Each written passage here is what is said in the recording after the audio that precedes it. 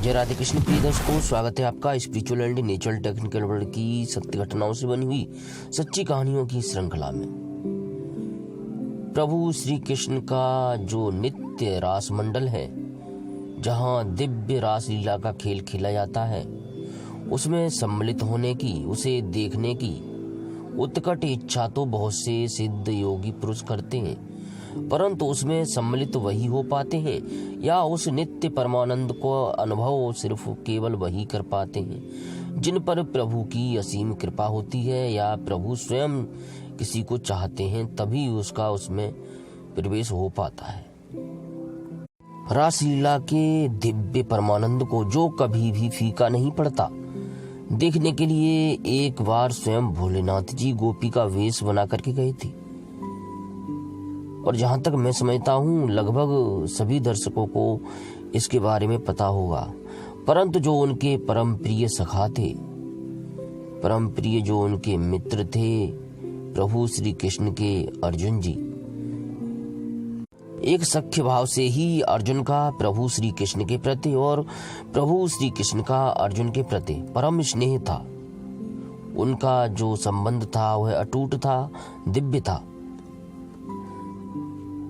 रासलीला के जो अनेकों अनछुए दिव्य रहस्य हैं, जिनको जानने का प्रयत्न सभी सिद्ध योगी महापुरुष करते हैं, परंतु जब प्रभु ही अनंत हैं तो उनकी लीलाएं भी अनंत हैं, और उसे जानने का अधिकारी केवल वही हो सकता है जो उनको परम प्रिय हो या जिसको प्रभु की आज्ञा हो, वही वहां तक पहुंच सकता है। एक तो वृंदावन वह है, लौकिक है, जहां हम इस भौतिक शरीर से पहुंच सकते हैं, उसके दर्शन कर सकते हैं। एक वृंदावन दिव्य है, अलौकिक है, जहां तक केवल दिव्य दृष्टि द्वारा या प्रभु की इच्छा के द्वारा ही पहुंचा जा सकता है। इस वीडियो के माध्यम से मैं कुछ ऐसी अनछुई बातें जो आपको अभी तक नहीं पता होंगी बताऊंगा। इस वीडियो के अंत तक बने रहिएगा और इस परम रहस्यमयी ज्ञान से अछूते मत रहिए। यदि आपकी प्रीति नहीं है प्रभु श्री कृष्ण में, उनके दिव्य रास मंडल में, तो मैं आपसे हाथ जोड़कर विनती करता हूं और क्षमा चाहता हूं कि आप इस वीडियो को ना देखें। एक समय यमुना जी के तट पर एक वृक्ष के नीचे भगवान देवकी नंदन के पार्षद अर्जुन बैठे हुए थे। उन्होंने कथा प्रसंग में ही भगवान से प्रश्न किया, हे दयासागर प्रभु, श्री शिव तथा ब्रह्मा जी आदि ने भी आपके जिस रहस्य का दर्शन अथवा श्रवण न किया हो, उसी का मुझसे वर्णन कीजिए। पूर्व में आपने कहा था कि गोप कन्याएं मेरी प्रेयसी हैं। वे कितने प्रकार की और संख्या में कितनी हैं? उनके नाम क्या क्या हैं? उनमें से कौन कहाँ रहती हैं? हे प्रभु, उनके कौन कौन से कर्म हैं तथा उनकी अवस्था क्या और वेश कैसा है? हे भगवान, उनमें से किन किन के साथ आप किस नित्य स्थान पर, जहाँ का आनंद और वैभव भी नित्य है, एकांत विहार करते हैं? वह परम महान शाश्वत स्थान कहाँ और कैसा है? यदि आपकी मुझ पर पूर्ण कृपा हो तो यहाँ मेरे सभी प्रश्नों का उत्तर दीजिए। हे पीड़ितों की पीड़ा हरने वाले महाभाग, आपके जिन अज्ञात रहस्यों को मैं पूछना भूल गया हूँ, उन सबों का भी आप मुझसे वर्णन कीजिए।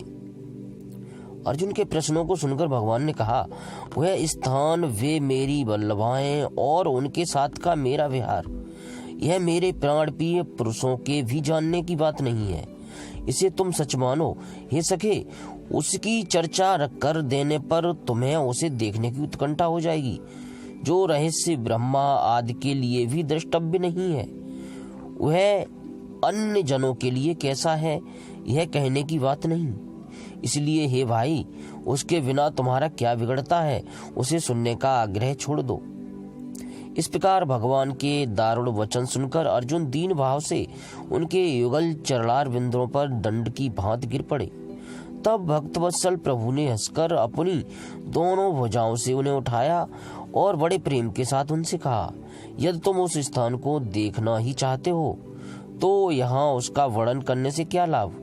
जिस देवी से समस्त ब्रह्मांड का आविर्भाव हुआ है, वह अब भी जिसमें स्थित है और अंत में जिसमें लीन होगा, उसी श्रीमती भगवती त्रिपुर सुंदरी की अत्यंत भक्ति पूर्वक आराधना करके उनको आत्मसमर्पण कर दो।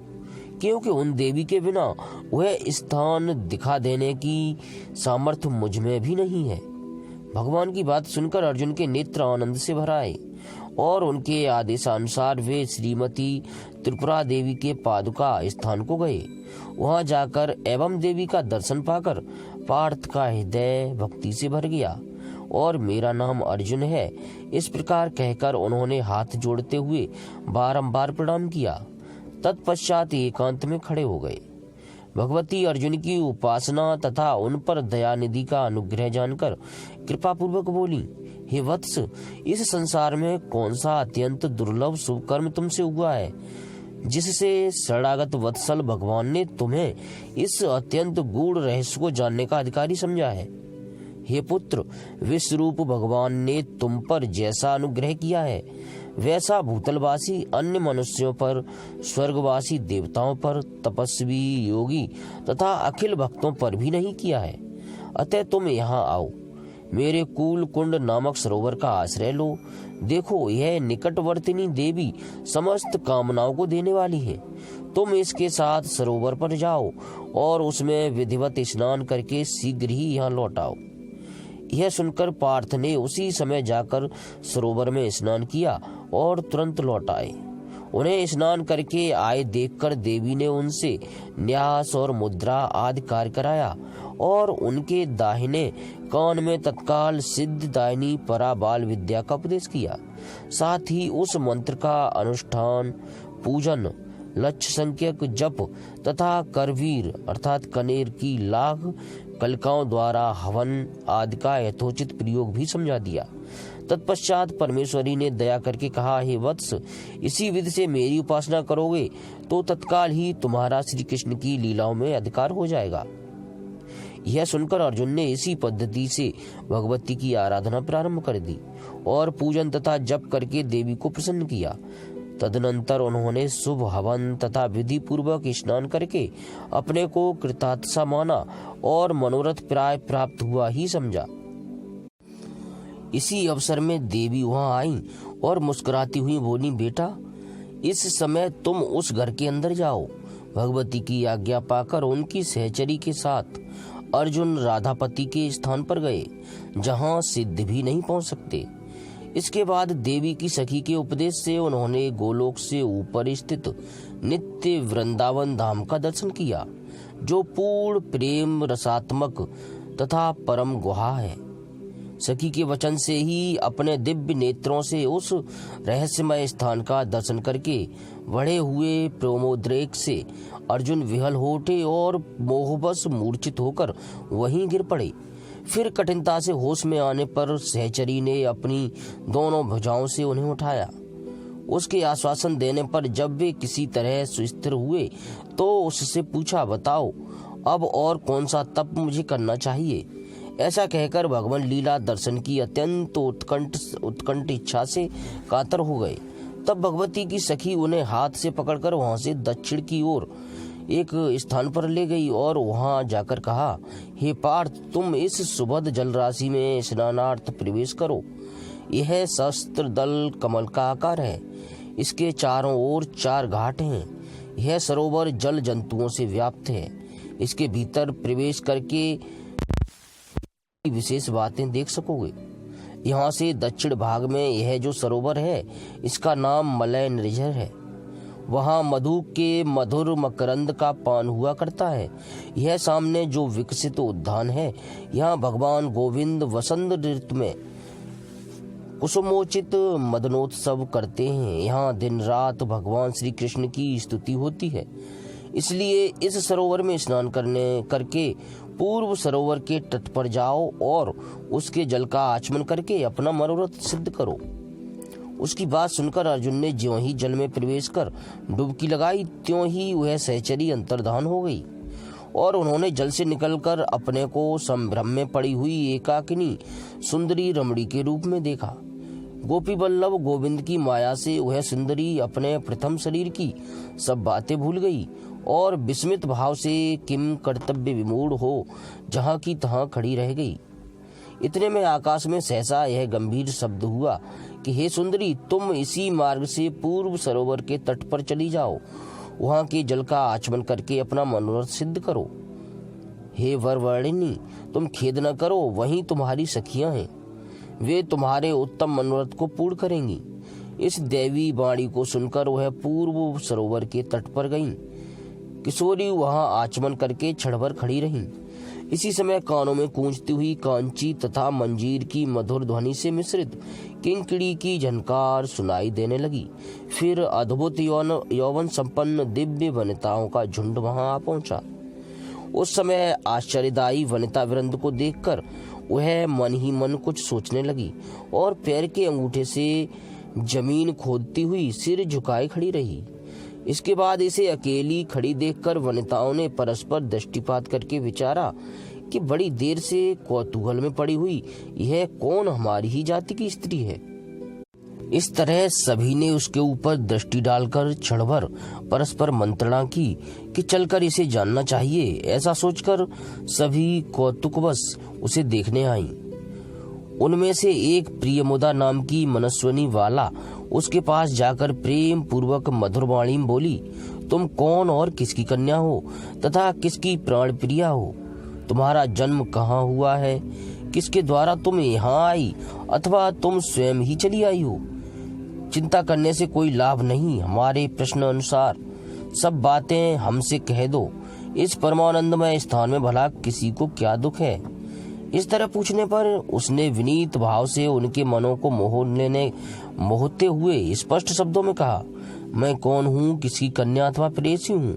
मुझे यहाँ कौन लाया अथवा मैं स्वयं चली आई? इन बातों को भगवती जी जाने, मुझे कुछ भी मालूम नहीं है।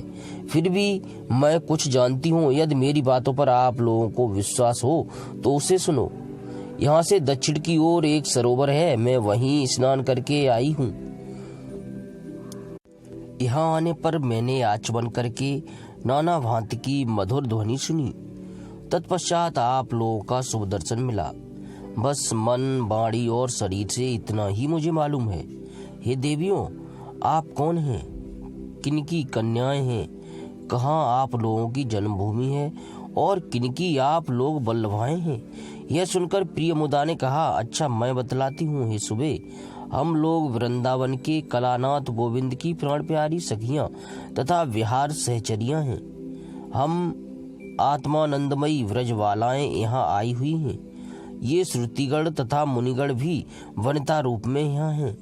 पूर्व काल में हम में से जो राधापति को अत्यंत प्यारी थीं, वे ही यहाँ उनके संग नित्य विहार करने वाली कीड़ा भूमि की सहचरी हैं।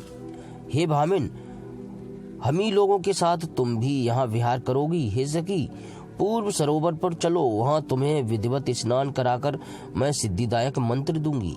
इस प्रकार उसे ले जाकर उसने विधिवत स्नान कराया और वृंदावन चंद्र की प्रेयसी के उत्तम मंत्र का दीक्षा विधि के साथ उपदेश किया। पुरस्चरण की विधि, ध्यान तथा होम जप की संख्या भी बतला दी।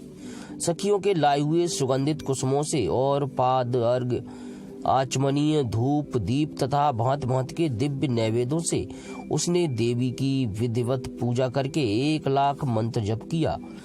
फिर विधि पूर्वक हवन करके पृथ्वी पर साष्टांग प्रणाम किया। अनंतर निर्निमेष दृष्टि से देखते हुए उसने देवी की स्तुति की। उसकी आराधना से प्रसन्न होकर भगवती श्री राधिका देवी वहां पर प्रकट हुई। कांचन तथा चंपा के समान उनकी कामनीय कांति थी। प्रत्येक अंग में सौंदर्य, लावण्य और माधुर्य था। शरत काल के कलंकहीन कलाधर के समान उनके मुख की शोभा थी। स्नेह युक्त मुग्ध मुस्कान त्रिभुवन मोहिनी थी। वे भक्तवत्सला वरदायिनी देवी अपने शरीर की कांति से 10 दिशाओं को प्रकाशित करती हुई बोली, हे सुबह, मेरी सखियों की बातें सत्य हैं, इसलिए तुम मेरी प्यारी सखी हो। उठो, चलो, मैं तुम्हारी कामना पूर्ण करती हूँ। अर्जुनी देवी के मुख से मनोवांछित वाणी सुनकर पुलकित हो गई और प्रेम विहल हो नेत्रों में आंसू भरकर पुनः देवी के चरणों पर गिर पड़ी। तब देवी ने अपनी सखी प्रियंबदा से कहा, तुम इसे हाथ का अवलंबन देकर आश्वासन देती हुई मेरे साथ ले आओ। प्रियंबदा ने ऐसा ही किया। उत्तर सरोवर के तट पर पहुंचकर विधि पूर्वक अर्जुनी को नहलाया गया। फिर संकल्प पूर्वक विधिवत पूजन कराकर हरिवल्लभा श्री राधा देवी ने गोकुल चंद्र श्री कृष्ण के मंत्र का उपदेश किया। वे गोविंद के संकेत को जानती थीं, अतः उसे उन्होंने अविचल भक्ति प्रदान की और मंत्रराज मोहन का ध्यान भी बता दिया। इस अनुष्ठान में नील कमल के समान श्यामल अलंकारों से विभूषित कोटि कामदेव सदृश सौंदर्यशाली तथा रास रस के लिए उत्सुक श्री कृष्ण चंद्र का ध्यान करना चाहिए। उपयुक्त बातें अर्जुनी को समझाकर राधा ने पुनः प्रियंवदा से कहा, जब तक इसका उत्तम पुरस्कार पूर्ण न हो तब तक तुम सखियों के साथ सावधान होकर इसकी रक्षा करना। यह कहकर वे स्वयं तो श्री कृष्णचंद्र के चरणों के निकट चली गईं और प्यारी सखियों के पास अपनी छाया रख दी। प्रियंवदा के आदेश से यहाँ अर्जुनी ने गोरोचन, कुमकुम और चंदन आदि नाना मिश्रित द्रव्यों से अष्टदल कमल के आकार में एक यंत्र बनाया तथा उसमें अद्भुत मोहन मंत्र का न्यास किया। इसके बाद ऋतु संभव विविध पुष्प, चंदन, धूप, दीप, नैवेद्य, तांबूल, मुखवास, वस्त्र, आभूषण और माला आदि से वाहन तथा आयुधों सहित भगवान श्याम सुंदर की पूजा करके उनकी स्तुति तथा नमस्कार भी किया और मन ही मन उनका स्मरण करने लगी। तब भक्ति के वशीभूत हो भगवान श्याम सुंदर ने मुस्कान भरी दृष्टि से संकेत करके राधा से कहा, उस अर्जुनी को यहाँ शीघ्र बुलाओ। आज्ञा पाते ही देवी ने अपनी सखी शारदा को भेजकर उसे तुरंत बुला लिया। वह रसिक शेखर श्री कृष्णचंद्र के सामने आते ही प्रेम विहल हो पृथ्वी पर गिर पड़ी। उसे वहाँ सब कुछ अद्भुत दिखने लगा। उसके अंगों में स्वेद, पुलक और कंप आदि सात्विक विकार होने लगे। बड़ी कठिनाई से किसी तरह उठकर जब उसने नेत्र खोले तो सबसे प्रथम वहाँ का विचित्र मनोरम स्थान दिख पड़ा। उसके बाद कल्प वृक्ष पर दृष्टि पड़ी। वह वृक्ष काम संप्रदा को देने वाला था। उसके नीचे रत्न मंदिर था, उसमें एक रत्नमय सिंहासन रखा था। उसके ऊपर भी अष्टदल पद बना हुआ था। उसमें बाएं दाएं के क्रम से शंख और पद निधि रखे हुए थे। चारों ओर जगह जगह कामधेनु गौएं थीं। सब ओर नंदनवन, उसमें मलय समीर बह रहा था। ऐसे रमणीय स्थान में भगवान श्री कृष्ण विराजमान थे। उनके अंग की कांति श्यामला थी, अलकावली स्निग्ध, असित एवं भंगुरहित थी। मत मयूरों के शिखर से उनकी चूड़ा बांधी गई थी। बाएं कान के पुष्पमय आभूषण पर भ्रमर बैठे थे। दर्पण के समान स्निग्ध कपोल चंचल अलकों के प्रतिबिंब से शोभित हो रहे थे। मस्तक में सुंदर तिलक लगा था। तिल के फूल और सुख की चोंच के समान उनकी मनोहर नसिका थी। बिंब फल के सदृश सुंदर अरुण अधर थे।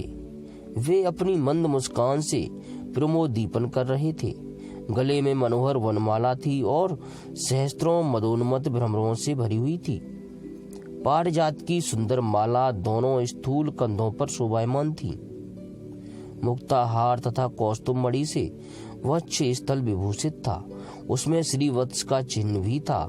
आजान लंबी भुजाएं मनोहर थीं। नाभि गंभीर और मध्य भाग स्नेह की कट से भी कहीं अधिक सुंदर था। वे अपने लावण्य से कोटि कंदर्प को पराजित करते थे।